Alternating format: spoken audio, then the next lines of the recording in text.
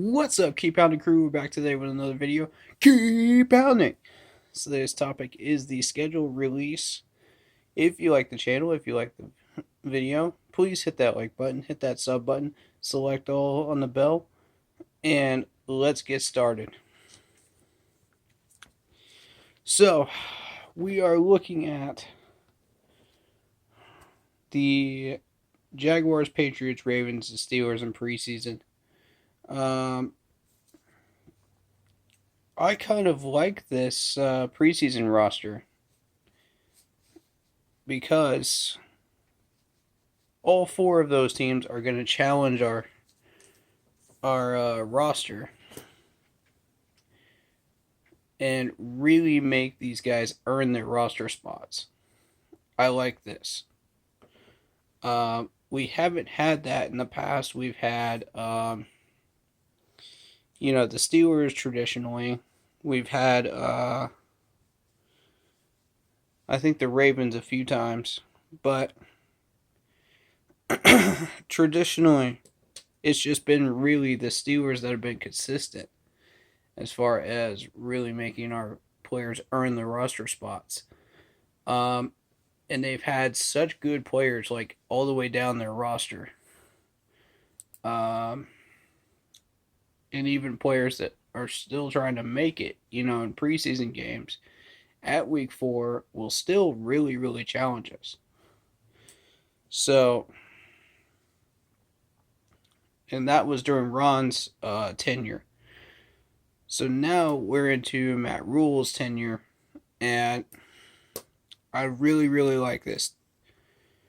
3 out of the 4 are really going to challenge us. The first one, it's just a warm up against the Jaguars, and I'm not expecting much. It's a way for these players to get time on the field.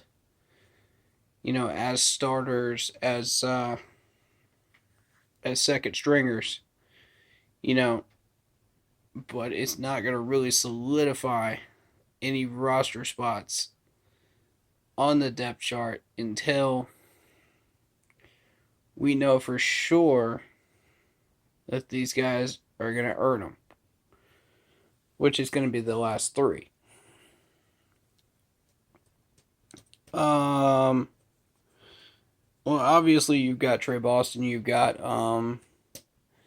the main vets that have been here for a good number of years that are going to earn their spots. KK, of course, when he gets healthy and back on the field. So, and I also like that Patriots game is away in Gillette Stadium. Even if we lose that game, it can't hurt us. So that's helpful to us in building our roster spots. That Steelers game is at home, so that's helpful. That's going to be our last roster spots. The Ravens have a pretty talented squad as well. So you're dealing with a lot of wide receiver weapons that could really challenge our secondary and really emphasize how important those corner roles are, the DB roles, the free safety role is, So, and especially defensive tackle, which has been one of our main weaknesses on defense last year. So if we can really challenge ourselves in this preseason and really get the best 53-man roster that we can possibly get, and then I think rolling into the regular season will be a lot easier. It just depends on how the precautions for the virus go. I've heard that they are testing out masks for that they're going to put underneath the helmets. That's what I'm hearing from ESPN, but I'm not 100% certain on that. I need to read up a little bit more on that and find out what's going on with that. But I did get that notification sent to me about that. So preseason will be a good test for those, I think, and we'll see how that shapes out. Obviously, we're not going to be able to fill the stadiums. We're not going to be able to do that for a long time. But we will see how things go. All right, regular season schedule. Here we go. Here's the meat of this video. This is what you all came for. So the rumors are true. We do open with the Raiders at home.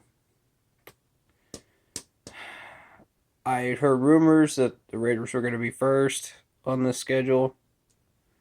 At first, I didn't want to believe it. But, looking at the schedule, it doesn't surprise me. The Raiders have been loading up on Clemson players. They've been loading up on some good talent. Gruden knows what he's doing. This could be a really, really dangerous game for us, starting out of the gate. Especially since we have a lot of untested players in a new system that we don't know what's going to happen. There's a lot of unknowns. So, be that as it may, I'm going to call this one a loss. I don't think we're going to pull it off. The Raiders have too much talent on that squad, and Gruden's been testing these guys. They know exactly what they want to do. They have a system. They have everything in place. I think that's going to be a close game, but it's going to be a loss, unfortunately. We're going to give it all we have, though. I will say that. Because of Matt Rule, we will give everything we have in the kitchen sink to try to win that game, and it won't happen. Tampa Bay. Here's where we start dealing with Tom Brady and Gronk. And I don't like... Two things I don't like about this game. Number one, it's in Tampa. That's right out of the gate. Already on our schedule. Number two, we have to deal with Tom Brady and Gronk. And our defense is not ready for that. Not at all. Not even close to being ready. We are a far cry away from where we were in 2015 when we were fully ready to deal with those two on a consistent basis throughout an entire game. They will clean our clocks, per se, for a good 3.5 quarters. I can guarantee you that. We may find a little bit of success against Tom, but Gronk will run us over like a freight train. I don't care how many people you put on him, he's just a tank. I don't see any way that we can get past Tampa going forward with a win. I just don't see it. So that's going to be an L in Tampa Bay. Now, the Chargers. This is a 50-50 game right here. Based on what we know right now, this is a 50-50 game. We have a lot of talent on this Chargers roster. They lost a lot of talent as well. They still have Thomas Davis. They tried to get Cam Newton. Decided that it was better not to. Which would have made him even more dangerous, obviously, for the people that are Cam supporters. In my opinion, I don't think it would have. I think it would have made things more challenging for the Chargers, really. It's more of a distraction than a than a helpful quarterback unless he was willing to take backup role. If he took starter role, it would depend on his injuries and how healthy he is, whether he could have been dangerous or not against us. But that's not, that's the what ifs. That's the what ifs. That's a debate for another time. Um, what we need to concern ourselves with is what is. What is on that roster is still dangerous. Um, they've got some offensive weapons. Obviously, I think Philip Rivers. What happened with Philip Rivers? I don't remember whether he got released or what happened with him, but um, or whether he's still there. Comment down below if you know. Um, but that's still. I don't like that. I don't like that Chargers game. You know, in LA. I don't like it. There's too much writing on that game. There's too much that we don't know. And that's right around that time. We lost the Bucks last year. Right around that time. And it screwed up our entire season. So now, it's not only the division opponents that can screw us up, it's the outside division opponents as well. Such as the Chargers, that are going to be that wild card team that are going to sneak up behind you and win. They've been kind of inconsistent lately. So that's why I say we have a chance, but I'm not counting on it. It's one of those 50-50, maybe a fifth win game that we could get. If we're lucky and we know what our roster is and how they compete with each other to stay competitive going into that point. The Cardinals at home, I am going to call that one a victory. The Cardinals have not been able to get themselves together for a good 3-4 years now. And, they don't have a very good roster. And I see a victory there. I do. I see about a 10-point win based on the talent we have versus theirs. That could change once we finish preseason. That could change once we finish training camp. But right now, I see a 10-point win over the Cardinals. So that's one of our victories. The Falcons in the Dome. We all know our history in the Dome against the Falcons. It's not pretty. It's not pretty at all.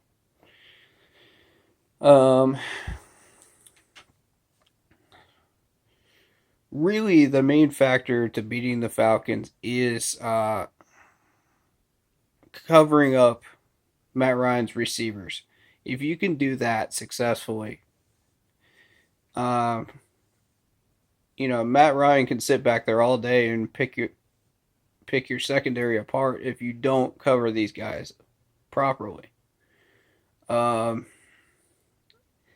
Even if you put pressure on Matt Ryan, he's still going to pick you apart. So the key in that game defensively is to cover the wide receivers as well as humanly possible. And that includes Julio Jones, who ran up like 300 yards against one of our corners two years ago, I believe it was. 2 or 3 years ago. But, we've got to cover these wide receivers. That's priority number one. Number two is we have to make sure that we get adequate pressure to spook Matt Ryan. We don't necessarily have to sack him, but if we can get pressure on him and make him throw some bad throws, uh, or throw it away, I think we've got a shot. Um, Defensively, they loaded up in the draft. We'll see what kind of talent they have now. Um, I know they got a safety. They got a new corner. They got yeah, that corner was from Clemson, wasn't he? So they're getting new people that could really make a difference in that game. Um, it all depends on how long it takes them to adjust, and we're in the new system under under the Falcons coaching staff, but we'll see.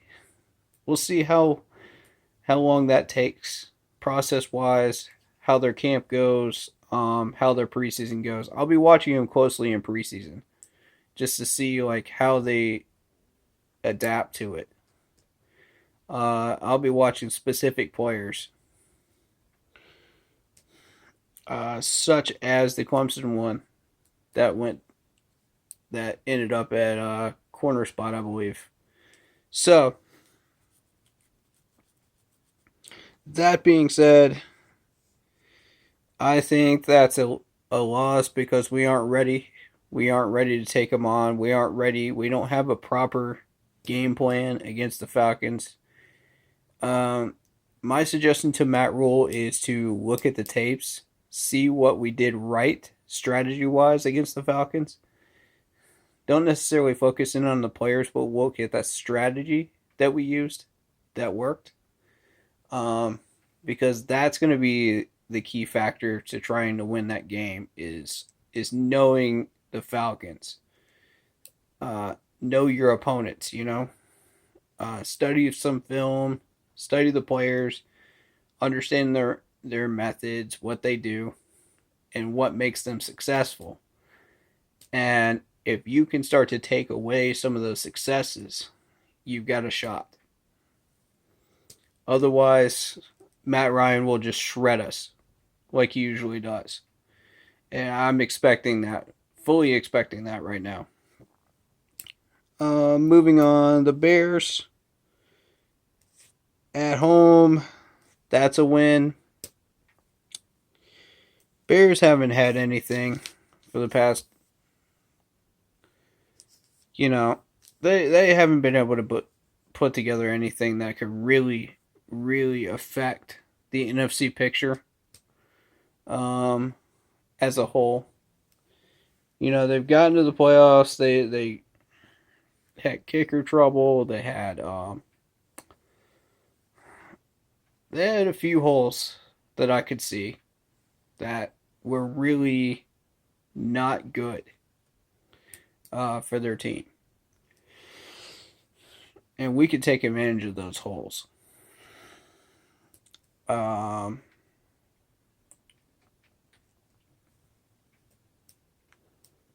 So that's a win over the Bears. I think they lost a few players as well, if I'm not mistaken.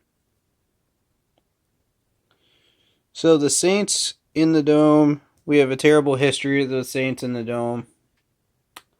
That's a loss. Let's face it, Drew Brees has been shredding us.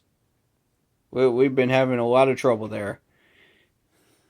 And there's just too much talent on that roster for them not to make another title run.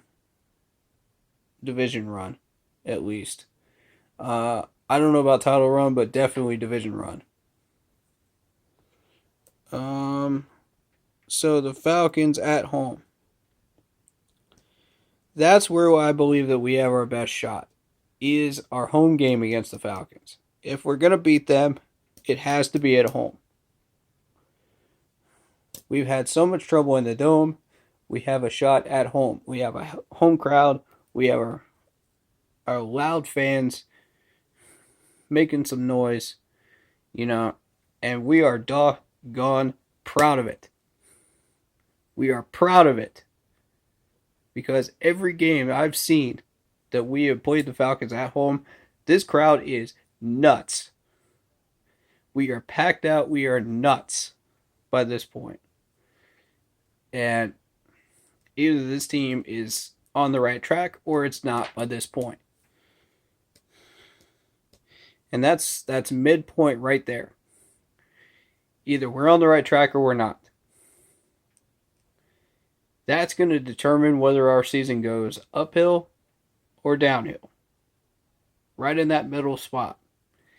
And I like that game is right there because that's going to be the telltale factor whether we have really shaped up our roster to do something or not.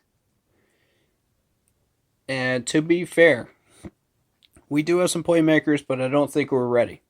We need more depth to truly start doing something. That'll happen in the second year. As you know, Matt Rule's record is not very good in the first year of his tenure. Then the second year, he gets like 10 wins, and so on from there. It snowballs. But yeah, that Falcons game, I'm circling that one.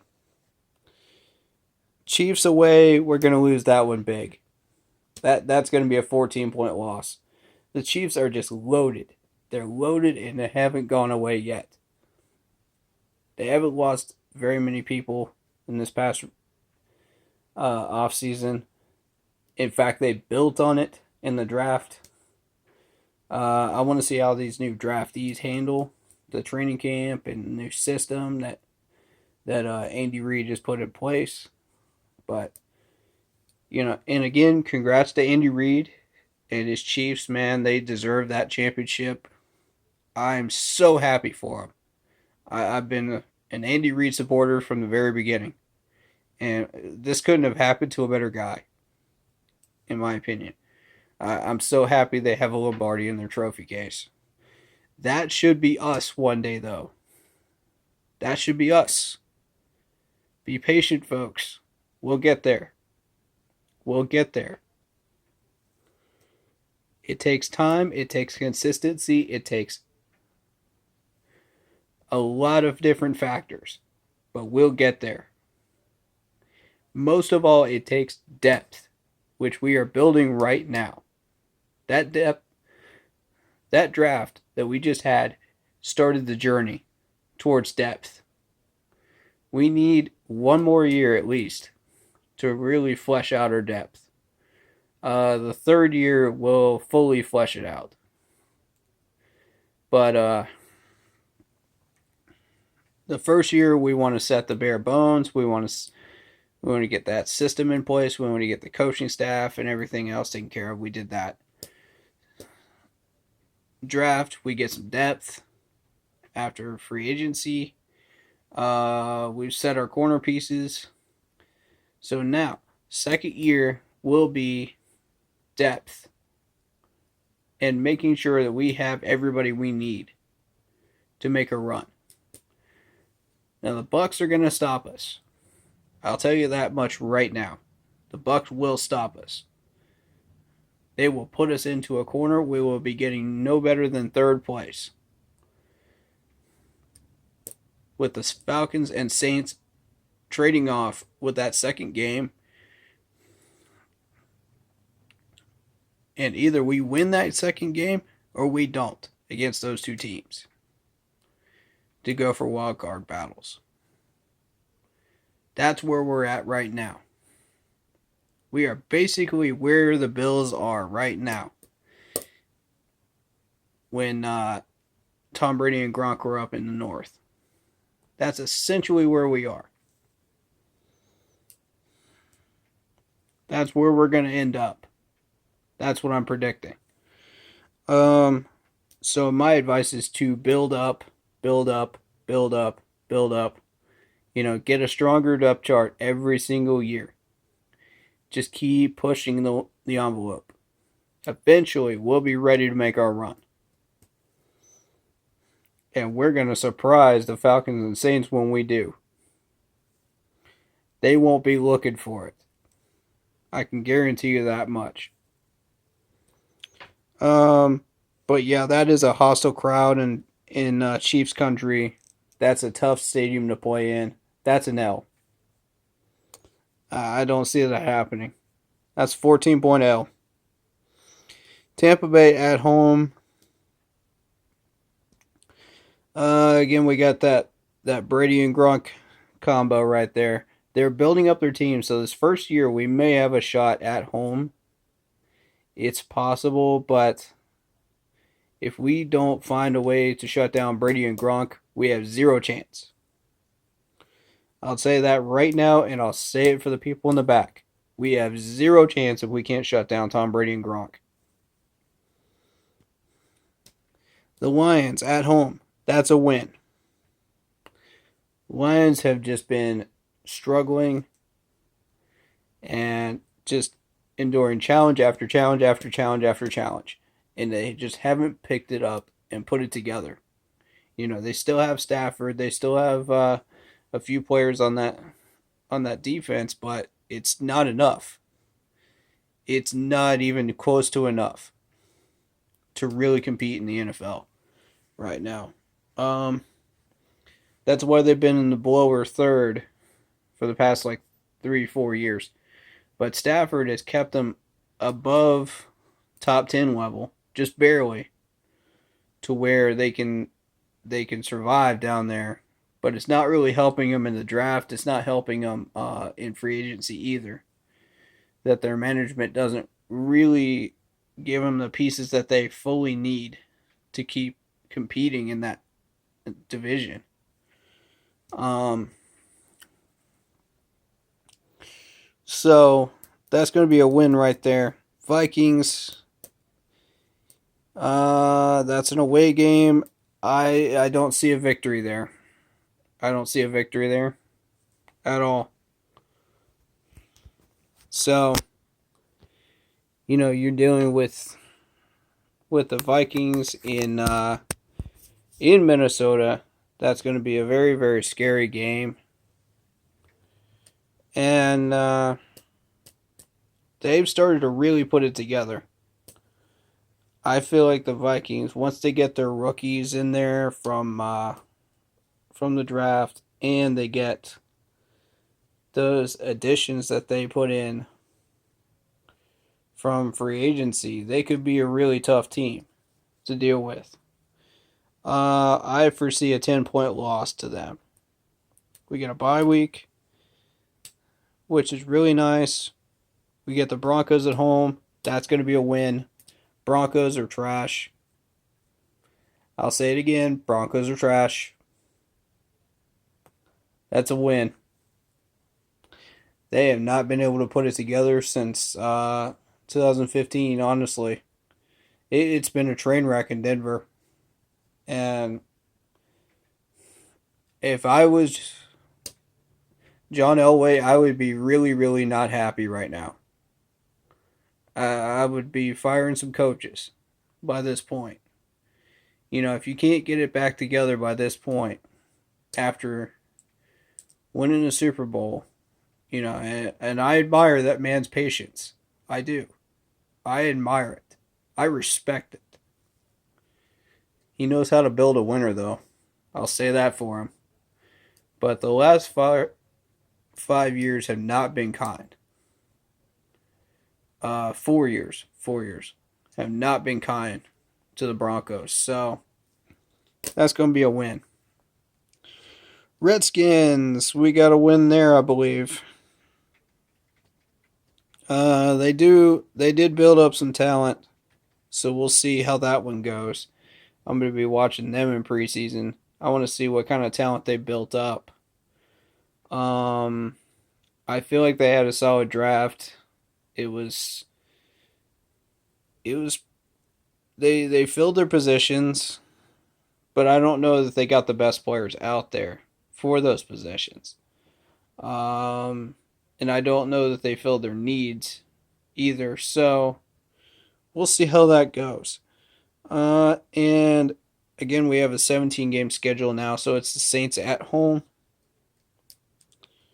They're still going to wreck us at home, just like they do every year. So, being that as it may, I see a max of 5 wins total for this coming season. And that second look at this schedule. The first look was the opponents when they first came out. So we'll be taking another look at the schedule after preseason. That'll be our third and final look at it for prediction wise. Then we'll start the regular season phases, where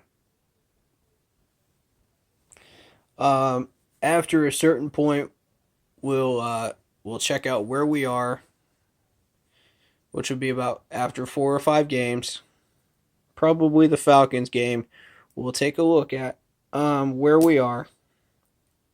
Whether we're on a good track, whether we're on a bad track, what we need to do to fix those problems, and where we go from that point. So that'll be the first look in the regular season going forward. Then the halfway point will be the second look in the regular season. And finally, after 15 games, then we take a look at 14 games. Then we take a look at where we are. Whether we have a shot at the playoffs, whether we're tanking, what we're doing from that point on. Whatever the case may be. So that's your schedule look.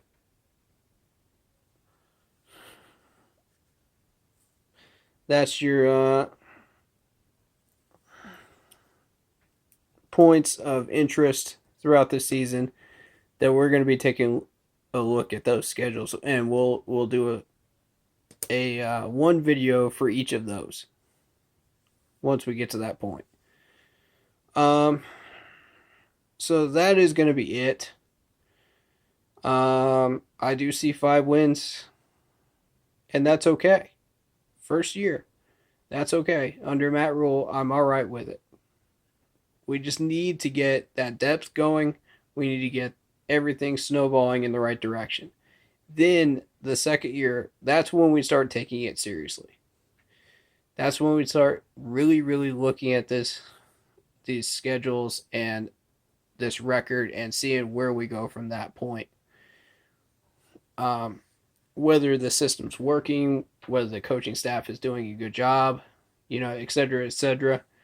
There's so many factors that are involved that at that point,